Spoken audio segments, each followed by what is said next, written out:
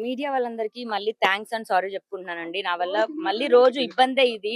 నేను last Raj తరుణ్‌కి sorry చెప్పినప్పుడే మళ్ళీ మీడియాలోకి రావాలని గాని, లేదా పోలీస్ స్టేషన్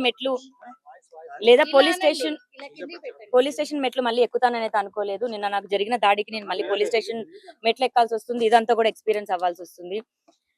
నా లైఫ్‌లో నాకు జరిగిన అన్యాయంకి నేను ఫైట్ చేస్తున్నాను. అది కొంతమందికి నచ్చొచ్చు, కొంతమందికి నచ్చకపోవచ్చు.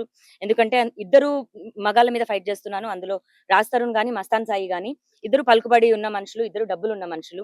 నేను న్యాయం కోసమే పోరాడుతున్నాను. న్యాయం కోర్ట్‌లో ఉంది. కోర్ట్‌ని కోర్ట్‌లాగా కూడా గౌరవించకుండా పర్సనల్‌గా అటాకులు చేసి నా మీద దాడి చేస్తున్నారు.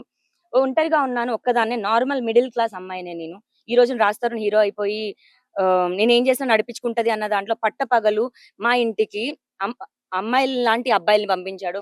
మరి అబ్బాయిలే అమ్మాయిల్లాగా వచ్చారో కానీ వచ్చి నన్ను దారుణంగా అటాకులు చేసిన ప్రైవేట్ పార్ట్స్‌ని కూడా ఇచ్చేసి ఎంత హ్యూమిలేట్ చేసి నన్ను గేట్ వరకు డ్రాగ్ చేసుకుంటూ వచ్చారు. పోలీసులు ఆ సెకండ్ రైట్ టైమ్‌కి రాకపోయుంటే నాకేమై ఉండేదో కూడా నాకు తెలీదు.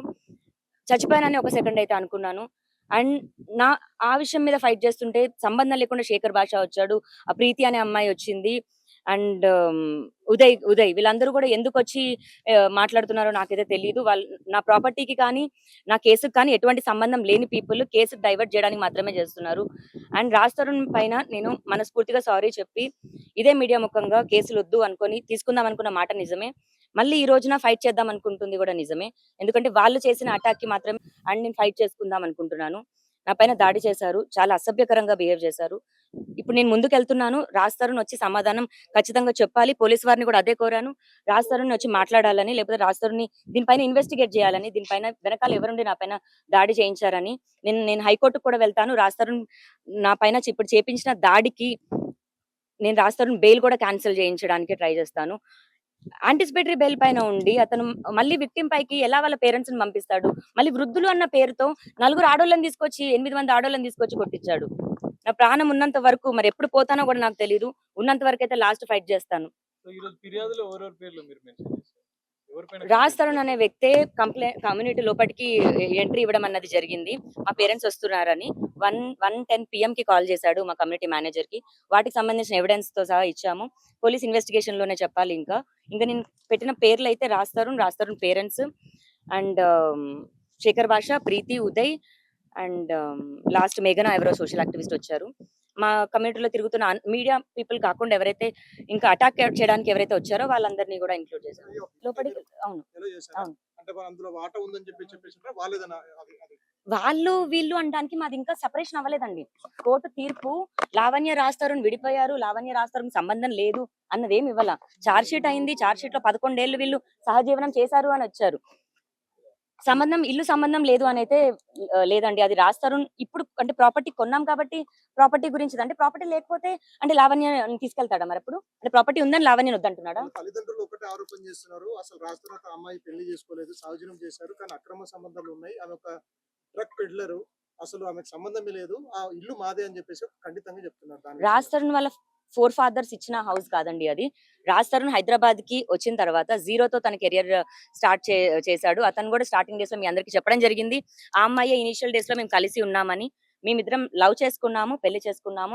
నాకు ప్రపోజ్ చేసింది అతనే, పెళ్లి చేసుకుంటావని అడిగింది అతనే. దాని తర్వాత మేము ఫార్మ్ చేసుకున్న మా జర్నీలో వచ్చిన ఇల్లది. అది నాది కాదు, రాజ్ తరుణ్‌ది కాదు అంటే ఒప్పుకుంటానేమో గానీ, ఓన్లీ రాజ్ తరుణ్‌ది అంటే నేను ఒప్పుకోను. ఎందుకంటే బయటికి మగాడెళ్లి పని చేస్తే, ఆడది ఇంట్లో ఉండి పని చేసింది. మీ అందరూ మగాళ్ళన్నారు. ఇక్కడ ఇద్దరు ముగ్గురు ఆడోళ్ళు ఉన్నారు. మరి మీ అందరి మగాళ్ళదే ఇల్లులయిపోతాయా? మీ అందరి పెళ్ళాలే ఇల్లులు గావా? మీ అందరి మగాళ్ళ మీద పేరు మీద ఇల్లుంటే అంటే అడిగే పెళ్లయిందన్న క్వెషన్ సర్టిఫికేట్ అడిగేటప్పుడు కూడా ఏమీ లేదు అవును. అలాంటప్పుడు ఇప్పుడు పెళ్లి పెళ్లి అన్న కుదరదని సర్టిఫికేట్ చెప్పాలి. అన్నది ఇప్పుడు లీగల్‌గా ఇప్పుడొచ్చిందేమో. ఒకప్పుడు మన పేరెంట్స్‌కి సర్టిఫికేట్‌లు ఎక్కడున్నాయి? రిజిస్ట్రేషన్‌లు ఎక్కడున్నాయి? నిన్న కూడా చెప్తున్నారు రాజ్ తరుణ్ దట్స్ వాళ్ళు. వాట్. ఇప్పుడు నాది రాజ్ తరుణ్‌ది 1 year, 2 year thing last 2 years అయితే వేరు. 2009 అండి. మీరు బ్యాక్ చాలా సంవత్సరాలెళ్ళాలి. అప్పటి నుంచి మేము ప్రేమించుకున్నాం. ఇప్పుడు నా వయసు 33 16 సంవత్సరాలవుతుంది. అర్థమవుతుందా? మీరు అక్కడి వరకు వెళ్ళండి. నేను అంటే ఆ మనిషిని అంత నమ్మాను. లేకపోతే ఒక సంతకం పెట్టించుకోవడానికి నాకెంత సేపు? అతని చెక్ బుక్సే నా దగ్గరుంటాయి. సైన్ చేసేసిన చెక్ బుక్స్. ఓ సంతకం పెట్టమంటే పెట్టేవాడు కాదా ఏంటి? అసలు విడిపోతాము అన్న థాట్ ఉండేది కాదు నాకు. ఇలాంటి గొడవలవుతాయని థాట్ ఉండేది కాదు. మరి ఆడపిల్లలు రావడం వల్ల, మస్తాన్ సాయి రావడం వల్ల రాజ్ తరుణ్ ఇలా అయ్యాడా?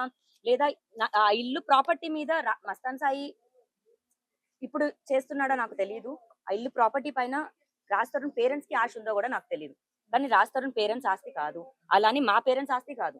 బతుకు తెరువు కోసం నాకు ఈ రోజు సాయం కావాలంటే మా పేరెంట్స్ ఎంతో ఇవ్వడమేమో, మా బతుకు తెరువు కోసం రాస్తారని సంపాదించే డబ్బేమో అంతే. అంటే దయచేసి రాష్ట్ర అర్థం దాడిలో చేసుకోండి. వాటా ఉందా అందులో? ఖచ్చితంగా అండి. ఇప్పుడు అతను ఇల్లు కొన్నాడు, 1,20,00,000 పెట్టి 1,50,00,000 పెట్టి కొన్నాడండి. ఈ రోజు 10 కోట్లు అయింది కాబట్టి ప్రాపర్టీ అంటున్నారు. డిగ్రేడ్ అయిపోయి అసలు ఇల్లే కూలిపోయింది, ప్రాపర్టీ లేదైతే. ఇక్కడ ఇంకో ఆరోపణ, మీరు అందరి కాల్స్ రికార్డ్ చేస్తారు, వీడియో కాల్ రికార్డ్ చేస్తారు, అలాగే ఒక ఇన్వెస్టిగేషన్ ఆఫీసర్ కాల్ రికార్డ్ కూడా చేసి భయపెట్టించారని చెప్పేసి ఒక ప్రధాన ఆరోపణ. దాని మీద మీరు ఏం క్లారిటీ ఇస్తారు? మీరు అడిగిన క్వశ్చన్ నాకు డైరెక్ట్ గానే అర్థమైంది. ఇప్పుడు కాల్స్ అన్నవి ప్రతి ఒక్కరు చేశారు. అండ్ నా కేసుకి సంబంధించి ఏమో రికార్డ్ ఏమో గానీ సంబంధం లేదు, నాకు అవసరమే లేదు. ఫస్ట్ నుంచి చిన్నప్పటి నుంచి ఎవరు రికార్డ్ చేసుకోరు కదా. అండ్ మీరు ఇన్వెస్టిగేషన్ ఆఫీసర్ కాల్ అన్నది కూడా నేను మస్తాన్ సాయితో కాల్లో ఉన్నానండి, వీడియో కాల్లో మస్తాన్ సాయితో ఉంటాను. ఆ కాల్ అన్నది బయటకు వచ్చింది, అది చేసింది మస్తాన్ సాయి. ఆ హార్డ్ డిస్క్ కూడా పోలీసులకు ఇవ్వడం జరిగింది. అతను కస్టడీలోనే ఉన్నాడు, ఇప్పుడు రిమాండ్ లో ఉన్నాడు. ఖచ్చితంగా అండి. ఇప్పుడు నిన్న జరిగిన దాడి మామూలు దాడి కాదండి. మనిషిగా అసలు నేను క్షమించలేను రాజ్ని. అందులో రాజు ఉండి చేశాడా లేకపోతే రాజ్ పేరెంట్స్ వాళ్ళు ఓన్ గా చేశారా అనేది సమాధానం చెప్పేంత వరకు నేను ఊరుకోను. ఒకవేళ రాజు అయితే మన కనుక నేను రాజుని కోర్టు మెట్లెక్కిస్తాను. ఎందుకంటే నన్ను కన్నది నా పేరెంట్స్ అయితే నేను నమ్ముకొని వచ్చాను ఇతన్ని.